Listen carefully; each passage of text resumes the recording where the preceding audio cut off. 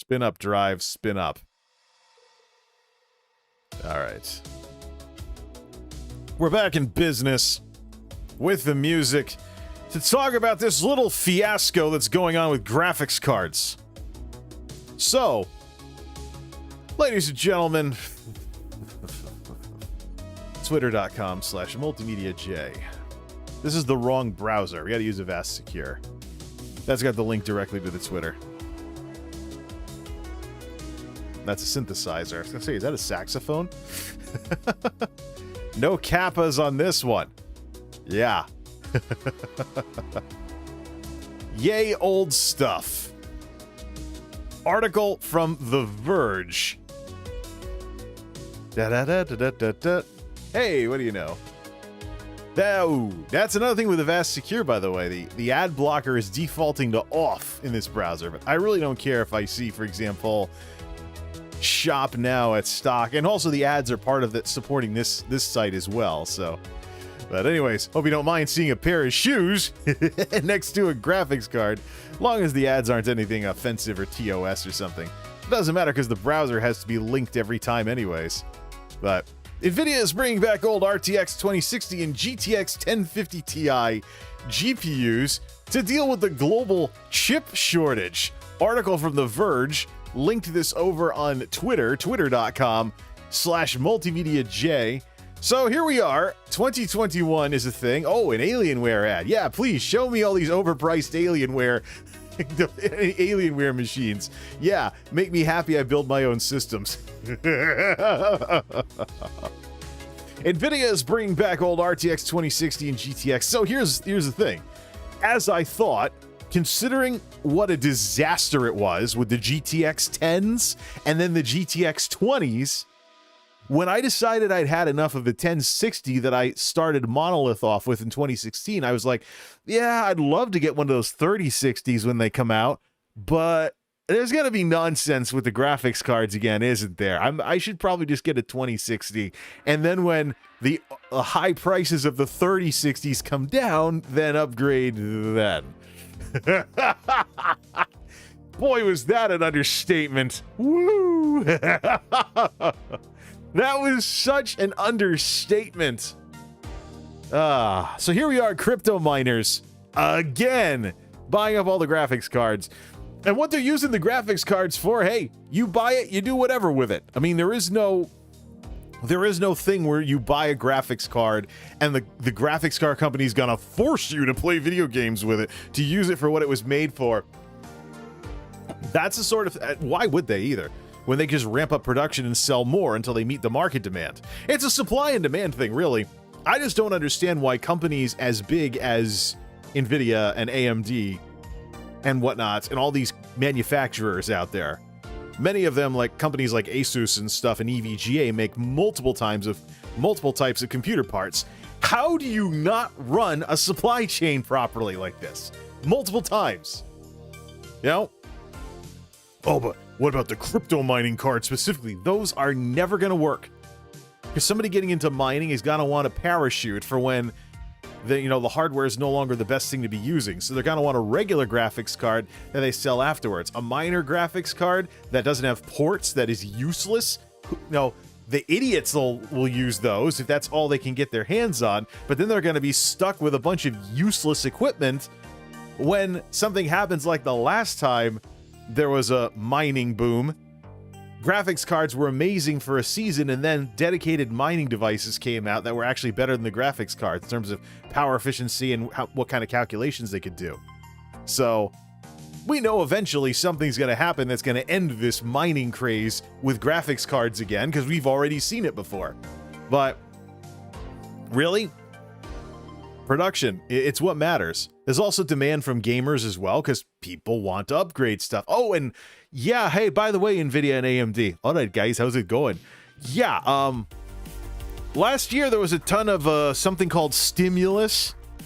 So if you were an essential employee who still had to go to work, but you didn't make enough money to be exempted from the stimulus, you basically got a bunch of extra money to stimulate the economy with. So, right. Anybody who didn't sit at home on stimulus unemployment as long as they possibly could, yeah. And there are parts of the world that got better and more stimulus on a more regular basis than we did here in the States. That's what one of the arguments in Washington is about. So, yeah. So, indeed, there's going to be demand for the RTX 3 Grands when they come out. Plus, the RTX 20s were kind of like the rough draft for ray tracing. And so people expected the technology to be more mature with the next round of ray tracing cards. So yeah, the RTX 3s, of course they were going to be awesome, and people were going to want them. I really don't understand how these companies fell short with all this demand. Could be part of the issue as well is also the trade war from the last administration. That needs to be addressed, along with the tariffs that have come in as a result of that. Because jockeying with people who, countries that make tech products is really going to make the nerds in your country happy and want to vote for you. Not. President Biden, repeal the tariffs. Get free trade going again when it comes to this kind of stuff. We're not making these things in the United States anyways, so who cares? Let's see here.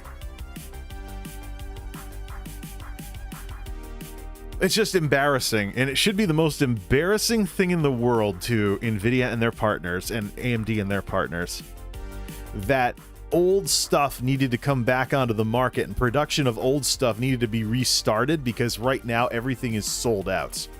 Nothing is anywhere unless you get gouged by a scalper. And it's not just a matter of upgrades and builders either that are the issue here. What if you have a graphics card that just dies? Now what? You're going to be paying close to double the price just to get your computer back to where it was? That's part of the issue with this. I mean, the RTX 2060 coming back is probably what I like the most because it's the closest to newer stuff. But GTX 1050 Ti, that's the no power added ones. That's the cool graphics card for a retail conversion. But I find it hilarious, I find it hilarious, absolutely hilarious, that a 1050 Ti is the card they chose because I believe there was a successor to the 1050 Ti. There's a newer no power added graphics card that can be used for a retail conversion. I wanted to upgrade the Delosaurus to it at one point. So, and yet it's the 1050 Ti that's being, I think it was the 1650 or something. There was a graphics card in the second generation, in the RTX 2 Grand generation, that was supposed to be, that superseded it. Userbenchmark.com. Let's look that up. User benchmark. Go up to, let me look at GPUs here. What superseded? I need something with the way to find it, of course, would be 75 watts. Let's see if we can just type that in. 75 watt. Nope, not there. Let's see here. GTX, I think it was the 1650 that was it. Not the super, but the regular one. Yeah, the NVIDIA GTX 1650. What was the 1650? Do we have a wattage meter on this thing? I think that's really one of these had it. Let's see. 75 watt Turing Tesla T4. Oh no. Yes, NVIDIA's latest is 100.5. This is 2019 prices. 100.5 for a 75 watt GTX 1650. So at 75 watts, you don't need extra power because the motherboard can handle that. Yeah. Double the graphics performance versus the GTX 950 and 1.7 times performance of the 1050s. So GTX 1650 versus 1050 Ti. So I think the issue, if you're bringing back Turing though, you're talking a 17% difference. I think that's what the issue is here. 17% performance difference. But if you're bringing back some kind of Turing line, why not just bring back the 1650 instead of the 1050 Ti? So, let's see. Wasn't this it? Wasn't the regular 1650? Yeah, supersedes the 1050. Touring architecture, 4 gig GDDR5.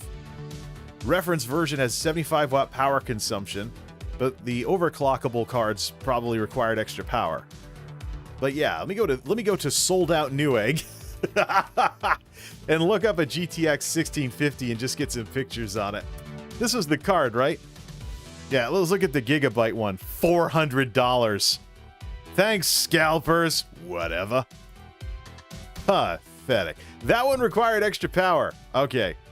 So there's got to be... Find one that's not super clocked. How about this $700 EVGA? EVGA. It's in the game. No, wrong model. That is a 6-pin power connector. So, okay, there were some... There's got to be something. How about this Gigabyte one here? So maybe they're just bringing it back. 1050 Ti, the dream card for a retail conversion. No, back it up. Is that... Yes. Yeah, so... There's a Gigabyte card that doesn't have extra power. There's a Gigabyte card that doesn't take that doesn't take extra power. Yeah. Yep, I don't see it. Yep, there's a Gigabyte card. So some of the 1650s actually didn't take extra power. Yeah, this one ships from Israel. $400 for a 1650. That's far too high. So I don't know. I suppose the big deal here is bringing in this sort of stuff. In terms of this other stuff that's coming up, one of the things that I saw with this 1050 Ti thing is, I mean, I think it was pretty much in stone that the TIs didn't have extra power. So that might be part of the thing here. So have something with no extra power, 1 SKU, and then have the RTX 2060 1 SKU with somewhat recent stuff in it, but not the stuff that the miners are going to be interested in. I think that's really what it is here, because if it's too close to what the miners want, the miners are going to buy everything again. You know, there are gaming laptops right now that are being used to mine over in China. So if someone, and I think some of that is because laptops are highly power efficient these days, so the power efficiency and the overhead costs are basically, whatever's the most bang for buck in terms of performance per watt is probably what you'd want to mine with. So anything anywhere close to that, so what you'd need then is a card like the 1050 Ti, which doesn't have performance, but it has low wattage, and then the 2060 probably does not have as good a performance per watt ratio as the 3000s do. I think that's what the rationale is with this. But what this just shows, though, is we need to rethink this whole thing with graphics cards. Because, again, what if you're buying a new graphics card because your old one died? So you're back to integrated graphics. We know how bad those can get outside of AMD APUs, but even AMD APUs, their philosophy was it gets you into the scene with gaming, like 1080-30 at medium settings. And this is where I'm going to reiterate my challenge to NVIDIA. Not NVIDIA, AMD. This is my challenge to AMD. Expand your APUs to do 1080-60 without a graphics card. Because what people are upgrading to is 4K. The TVs are 4K, the monitors are 4K. And 1080, a couple of years ago, was written off by a lot of reviewers because you know 1080 is what you run at to limit the CPU. It's a mature, developed technology. But here's the thing. You buy a 4K TV, you get an upscaler for 1080 content, like your old Blu-rays and things like that. So you get a TV that upscales pretty well, and you do things at least 1080p. Your graphics card that does your 4K 60 or 4K 120 dies. There's something like this going on, and you just run off of the APU graphics at 1080-60 with an upscaler. It doesn't throw you back as far as if you have an APU and all it can do is 720-30 with no graphics card. That's why I think the philosophy with APUs needs to change. So you take, for example, the last good resolution, you run it at a nice smooth 60 frames per second with whatever the latest APU is for the Ryzen series. And you leave the graphics card market to 4K only. These 1050 Ti's that are being reintroduced, they're going to be 1080 cards. It's a great way to convert a retail machine over to a gaming PC and get your foot in the door until you upgrade the power supply and start the upgrade path on that. But first we need stuff to actually buy. So the lower end cards are older, but it could at least help satisfy some of that graphics card demand. Yeah, stock shortages, sky high prices, things are just sold out all over the place. What's this thing about President Biden pledging to do something about it? An executive order could arrive in the next few weeks. Supply chain review, along with developing a long-term strategy to avoid future shortages. Yeah, well, nearly every year there's been some kind of shortage. This time it's graphics cards, previously it was RAM, previously it was processors for smartphones, it was this, it was that. It seems like everything just takes turns not being available to consumers. So I don't think the government will solve this. I think it's going to be just plain old-fashioned playing the market properly if you're making these things. Not leaving your gaming customers high and dry just because miners are buying all of the stock and you can't make the new stuff fast enough for everybody. And you shut down the old stuff so that people can't get kind of a close enough card for the time being if they want to upgrade. It's really a demographics failure. Not everybody who wants to buy a new product is going to buy it immediately. Not everyone's going to be an early adopter. There are skeptics and there are laggards, and there is a mainstream market that's going to wait until a certain amount of technology is available at a certain price point. So, but what this shows, once again, is the era of the graphics card monopoly needs to come to an end. The era of the graphics card monopoly needs to stop. Graphics cards initially developed because processors couldn't do 3D. Well, now we have processors that do 3D. You have APUs, which have the strongest performance with this, but hey, Intel can do some 3D as well, just not as well. You know, you have AMD Ryzens with Radeon graphics in them, but the philosophy isn't aggressive enough with APUs. Imagine if your AMD processor gave you 1080-60 gaming by itself. You bought a graphics card to do 4K. So now you need your CPU to fry in order for your gaming system to go down. It's not a situation where the fan bearings died on your graphics card or something along those lines and you had to pull the graphics card, now you're back to integrated graphics. 1080p is dated at this point. 1080p first really started going around with the HD TV upgrades in the 2000s, 2 decades ago. It's coming up on 20 years. It's not that exciting anymore. Same with Blu-ray. I mean, Blu-ray went out to the enthusiasts in the 2000s or so. It was a reason to buy a 1080p television instead of a 720p television, even though both were being advertised as HD. And so now you have what you have today.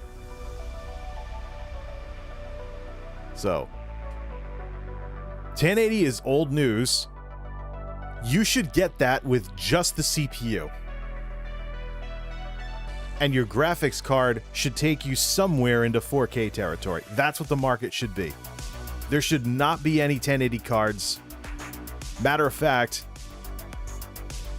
these companies are kicking against the bricks by advertising that like the Radeon blah blah blah blah is the ultimate 1080p card. There shouldn't be an ultimate 1080p card anymore. Processors should be able to do that. AMD, get your stuff together. Especially when Radeons constantly are paling against GeForces anyways. And if that's not enough to get things going, how about, say, the various attempts between Intel and Nvidia to make a system on a chip? Because let me tell you something. Smartphones. You know, do these things have graphics cards? No, they have processors that do 3D. If you ever looked at smartphone processors, you'll find cores for mathematics, you'll find cores for graphics, and you'll find cores for efficiency. The latest technology Intel's playing with is going to combine power cores with efficiency cores for CPU work. Basically, a crappier version of what Qualcomm Snapdragons and other smartphone processors have been doing for years. And that is the ultimate destination. I think we're all set with the article. That's the ultimate destination of the graphics card world. That's the ultimate destination of technology, is miniaturization. What required discrete components before can now be done with a system on a chip, except with computers. Why computers? Why do computers have to be the exception to this rule? Why? Why do I still have a processor? Why can I still buy a processor that can't do graphics? Why are processors still relegated to mathematics like it's the 80s or the 90s when it's the 2020s? Smartphones have been around for almost heading towards 20 years in the late 2020s. It's about 15 years or so, 2007. They've evolved into systems on a chip, and computers lag. Just like how computers lag with power. They lagged with power until recently. So using a PC all the time turned into basically using a diesel, like driving a diesel truck as your daily drive. Not even a diesel truck, like a big rig as your daily driver. Yeah, I'm gonna take this Freightliner tractor as my daily driver to go down to the store for a loaf of bread. Hope it don't suck too much diesel out of the tanks. Yeah. It's nuts. My 100-watt system with the Phenom 2 was nuts when Sandy Bridge would drop down to 30 watts when idling. And laptops eventually went down below 10 watts when idling. And a smartphone, which can function like a computer, doing the basics and even cast to a screen. And this latest one, I gotta see if the latency situation's improved. Can I use this thing as a computer? Battery for hours and a handful of watts from the wall when charging. Single-digit watts can be used like a computer. It just runs Android instead of Windows. Can take Bluetooth peripherals and get a keyboard and mouse going while casting to a screen or something. Yeah, here's technology, ladies and gentlemen, smartphones. The inevitable end of what happens to every computing device that we build and customize. It morphs into a smaller appliance form that's not upgradable. Just look at corporate IT. Look at the changeover from desktop computers to net tops. Maybe some of these even have soldered-on processors, but the business answer to the Intel NUC. The only reason to even build a computer is to be able to upgrade it and service it yourself. Otherwise, wait, I'm actually legit curious. The Ryzen net tops that are out there with Ryzen APUs, how do they game? Are we getting closer to a net top, which draws like 5 watts or whatever? A net top that can do 1080p gaming, even if it's 1080-30. Are we there yet? Plug in a Bluetooth nub, put a controller on it, play some games. Put a bigger SSD in it or something. If you want more storage for games. Heck, you can spend a few hundred and get 2 terabytes. SSD! So, that's the future, ladies and gentlemen. And I really think that AMD and Intel are holding things back by not revolting against this graphics card thing, because if people can't get into PC gaming, then, that's enthusiastic customers with nothing to buy. But what if they could do 1080-60 gaming no matter how crappy the mining scene was with graphics cards? And we know these things won't win in terms of graphical power, so the miners will not be interested in APU systems without graphics cards for mining. No. What if the graphics cards stopped mattering and your Ryzen or Intel processor could give you 1080p 60 gaming and your graphics card was just for 4K or higher frame rates, like if you have a 240p monitor at 1080p or something like that. Why don't we have that? Where's the aggressive push for that? I mean, tech miniaturization has been a thing for years. Look at, say, Super Nintendo System on a chip for the SNES Mini, or Nintendo NES, the NES Mini. Look at all these miniature consoles that have been getting re-released with systems on a chip for older systems like the Atari, the Nintendo, the Super Nintendo, the Genesis. Even the TurboGrafx 16, I think, is getting something like that. So, the miniaturization of older technology is a thing. It can happen. And it does happen. Yeah, I don't get it. Why are we in this position? Why are PC gamers being hung out to dry while these new consoles... Well, the new consoles are hard to find, too. Why are PC gamers being hung out to dry like this? Why don't we move towards an environment where your processor gets you to 1080 and then you use your graphics card to go beyond? The age of the graphics card started in the late 90s. It's the early 2020s now. I think it's about time the rest of the tech industry tells the graphics card industry to either put up or shut up. Enough's enough. So here's one of the bizarre unintended consequences of this whole mess. That's Tuxedo back there in the project area, rigged up with a 1060. I put that together as a storage space with some actual room for my old 1060 in case the 2060 in Monolith dies. And I can do some experimenting with that, see how it games, maybe even stream with it.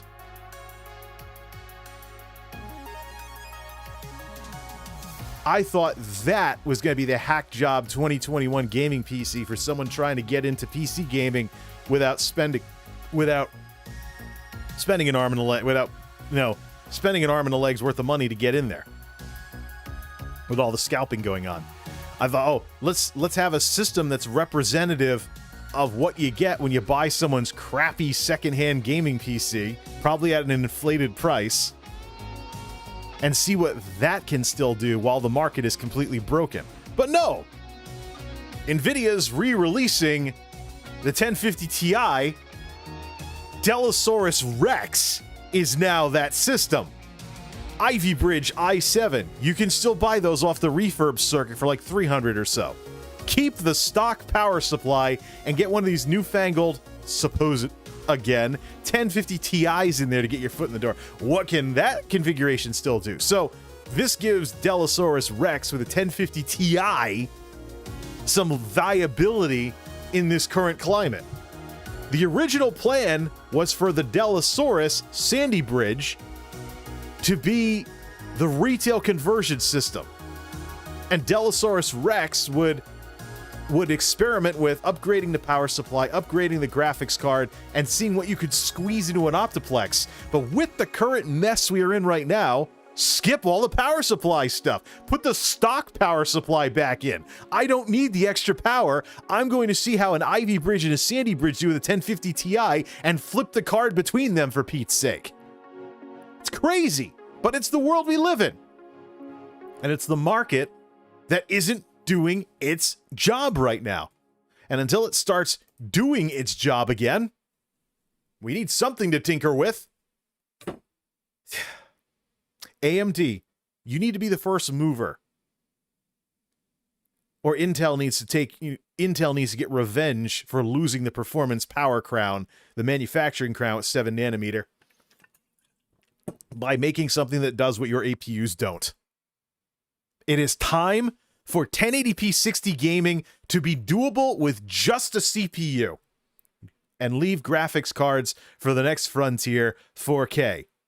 Now that we're in a situation where 4K TVs, winter baby, where 4K TVs are now pretty much the TV you'll find because the prices have dropped. Samsung, 4K 120, about the size of this thing I'm trying to run into the ground.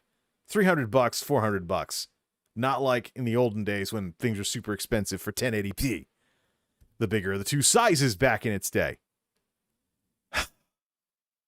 So, market's broken. Gives me some stuff to tinker with computer-wise. and also creates what is hands down the weirdest situation with PC gaming that I have ever seen. That to not get scalped as much, you may end up with a Dellosaurus with a 1050 Ti. That was supposed to be a gimmicky little system that saw how far a retail conversion could go. But with the 1050 Ti's coming back on the market, now that's your foot in the door. And then get something better or upgrade the power supply or whatever when things get back to whatever normal is going to be after this crap. Well, let's get tinkering then, shall we? One person stopped by in the chat. Love the media player in the corner. That is actually Winamp. Cool to see you're still around. I started watching you back during the Windows 8 and you're trying to get it working on that old Dell computer. Well, you know what? This nonsense that we're going through right now with GPUs has made the Dellosaurus Rex project a lot more relevant. So, in the true spirit of shut up and do it, take one guess what I want to do now. Shut up and do it. This is MultimediaJay signing off. Thanks for stopping by.